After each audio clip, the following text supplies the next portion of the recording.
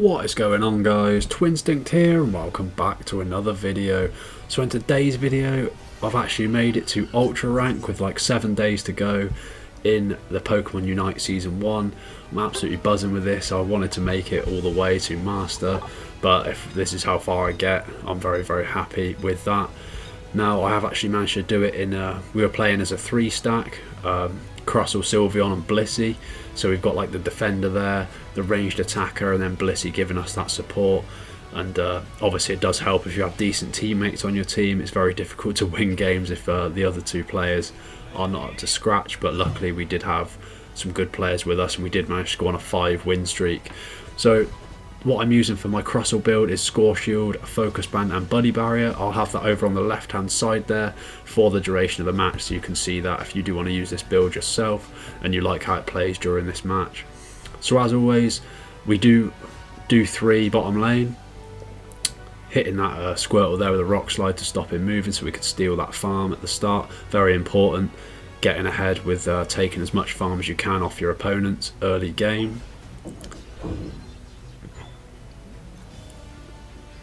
Yeah, we're just trying to dominate bottom lane. This is what we do as a 3. We all go bottom lane. Even when we're playing as a 5-stack, we'll always try and overload the bottom lane early with 3 players, 1 person jungle, 1 person top lane. Usually we have Lucario top lane when we're playing as a 5, and then just the same 3 bottom lane with like a Zera or a Talonflame in the jungle. So yeah, we're just trying to make sure we take all the farm. The Cinderace does come down to help us here, and we're just going to completely overload them here. I do run my Crustle build with a Goal Getter. I think that's my favourite item personally. And we're just dominating early game here. This was a 5-win streak we went on. It is really helpful to have a healer on your team, especially if you're playing as a 3-stack or just as a 2. Having that healing on your team can be just a game changer in the team fights for Zapdos or things like that.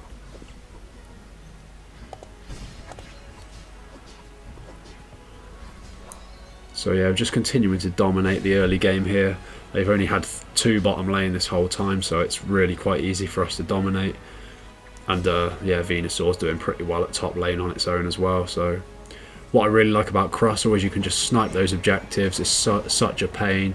You can get in and score 10-15 points early game with no problem at all with a Score Shield, Buddy Barrier, Focus Band. Gives you such good defense. Like, you could take a couple of hits before you get stopped banking, which is always helpful.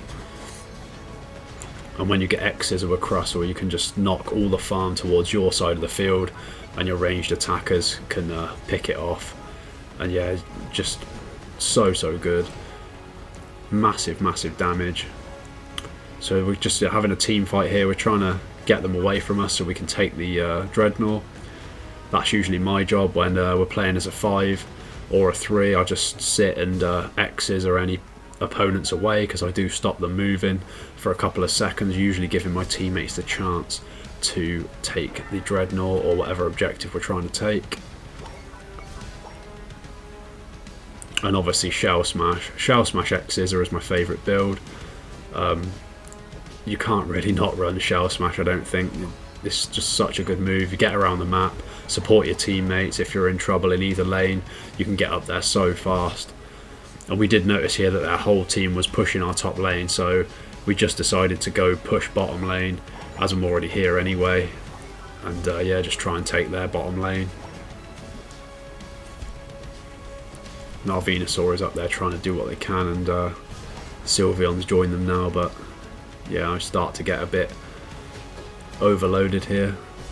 And Blissey uses the Unite move on me, and it does just give me a chance to almost escape. I think they do manage to catch me though, because the Greninja intercepts me there, and then the Talonflame is just such an assassin on this game. I'd say Talonflame is probably one of the best Pokemon in the game now for assassinating. That fly is just almost unbelievable how good it is at sniping people off when they're low or taking objectives, really. It really is very powerful now.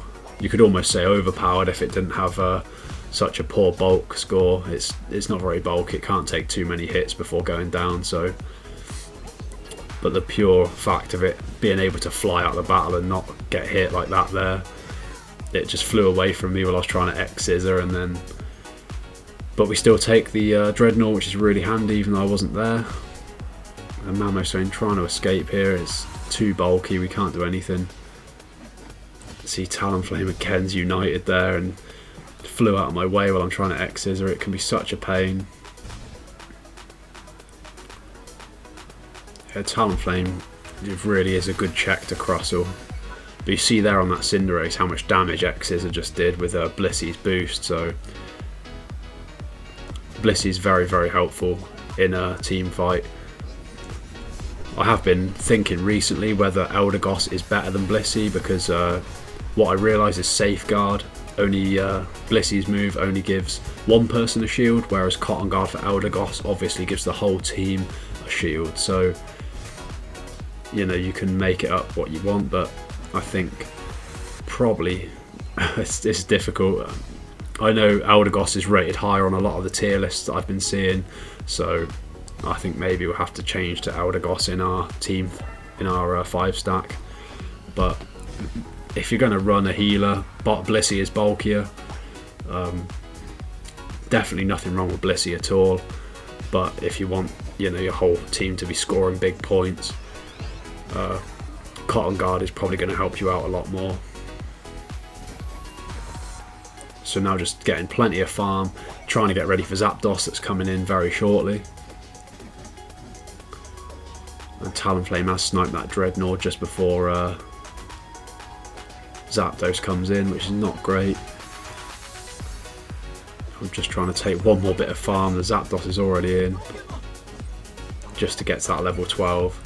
And I'm just going to motor in there. There's already a massive team fight going on. I get hit by the Blastoise, but I do manage to get in there, snipe the Zapdos with an X-scissor, and then just sprint off at a massive pace. And yeah, I realise that we're not going to be able to bank, so I have to run down the bottom here, get my points in so we can, all my team can bank in the middle there. And yeah, just once we've done that, just retreat and defend. We know that we've done enough there. Even though they had that massive push top lane with their whole team, we just made sure we were still banking bottom lane, and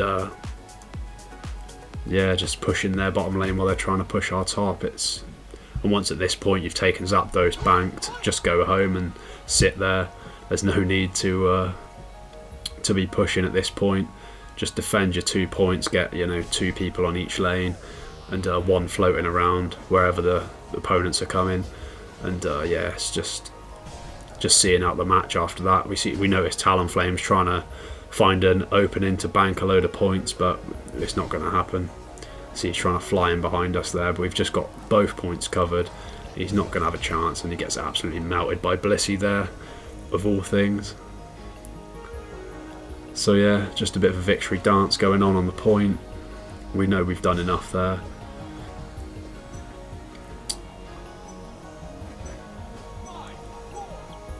And yeah, that was the, like I was saying at the start, it really helps if you've got good teammates. Sometimes it's very iffy on the teammates in when you don't have a 5-stack, but playing as a 5-stack is definitely harder because you face other 5-stacks if you're a 3-stack and you have the right team comp like us. And there you go, Ultra rank in Season 1. I'm very happy with that. If I end on Ultra, I'm more than happy. I never thought I'd get past Expert at one stage. I thought I was going to be stuck there, so very, very happy to reach Ultra. If you're not there yet, just keep pushing. Solo queue for me, I found it easiest. I went on a massive win streak with Cramorant earlier in the season. There is a video of that on the channel, so I'll put that above. And yeah, get a watch of that, because Cramorant is actually very good solo queue. Yeah, so as always, I hope you've enjoyed the content today. Please do run this build on Crustle. It will be massively OP in solo queue, I believe, because you can just snipe so many objectives, run around, score points at will, and it's just such a strong build all around. So as always, if you've enjoyed the content today, please do smash that subscribe button, stick a like on the video because that would really mean the world to me, and I'll see you in the next one.